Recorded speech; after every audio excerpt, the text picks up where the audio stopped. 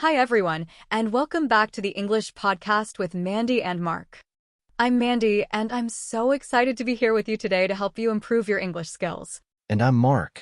We're thrilled to have you join us for another fun and informative episode.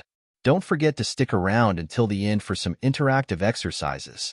Your participation helps us create even better content for you. Today, we're going to talk about something everyone can relate to, your city. We'll learn some useful words and phrases that will help you describe where you live, what you like about it, and even recommend places to visit. This is a great opportunity to expand your vocabulary and gain the confidence to talk about your city in English. So, let's get started. So, Mark, tell me a little bit about where you live. What's your city like? Well, I live in a pretty big city, actually. It's bustling with life. Lots of people, cars, and things to do. We have a great public transportation system, which is really convenient.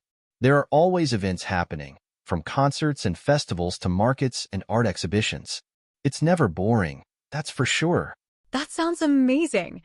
I've always loved visiting cities with a lot going on. What would you say is your favorite thing about living there? That's a tough one. I think I'd have to say the variety. No matter what you're interested in, you can find it here. We have amazing restaurants with food from all over the world, beautiful parks, museums, theaters, you name it. We've got it. I'm getting a bit homesick for city life just listening to you. My city is much smaller and quieter. We do have a charming downtown area, though, with cute shops and cafes. And we're close to the mountains, so there are great hiking trails nearby. That sounds really nice too. It's all about finding the right fit for you, right? Some people thrive in the energy of a big city, while others prefer a more laid-back atmosphere. What's something you wish your city had? Honestly, I sometimes wish we had more diverse restaurants. Don't get me wrong, we have some good ones, but I'd love to have more options from different cultures. I can understand that. Food is such a big part of experiencing a new culture. Speaking of which, if I were to visit your city, where would you recommend I go? Oh, you definitely have to check out our art museum. It's small, but they have a really impressive collection, especially for a city of our size. And if you like hiking, I can recommend some beautiful trails with stunning views. That sounds wonderful. I'll be sure to add those to my list. What about you, Mandy? If you were visiting my city, what would you want to see?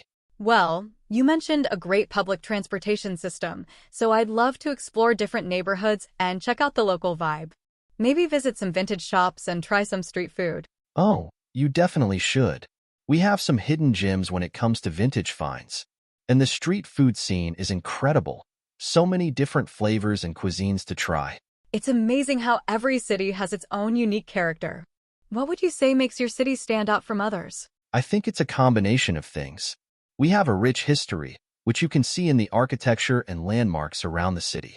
But we're also very forward-thinking and innovative, always pushing boundaries and embracing new ideas. That's a great way to put it. It's like a blend of old and new, coexisting harmoniously. Exactly.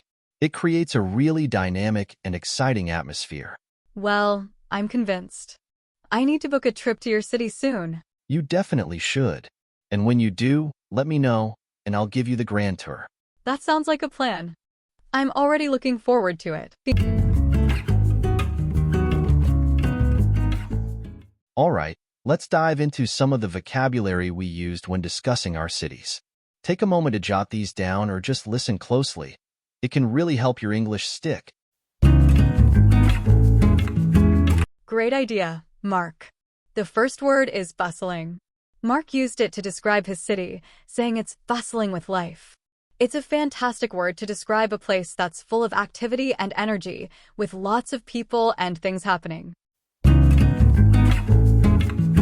Next up, we have public transportation.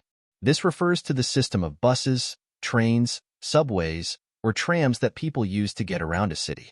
It's a vital part of many urban areas.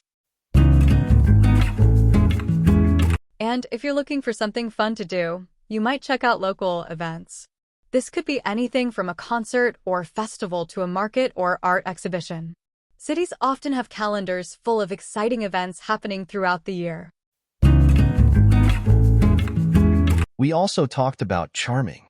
This word is often used to describe something that's pleasant and attractive in a quaint or old-fashioned way, like a charming downtown area. Diverse is another great word to know.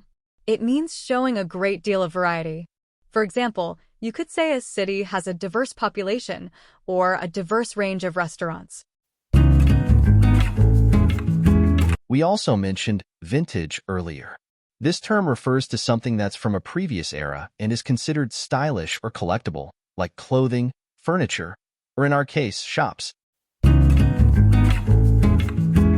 And speaking of style, architecture is a key part of any city's identity. It refers to the style of buildings and other structures in a particular place. We also use the word landmarks.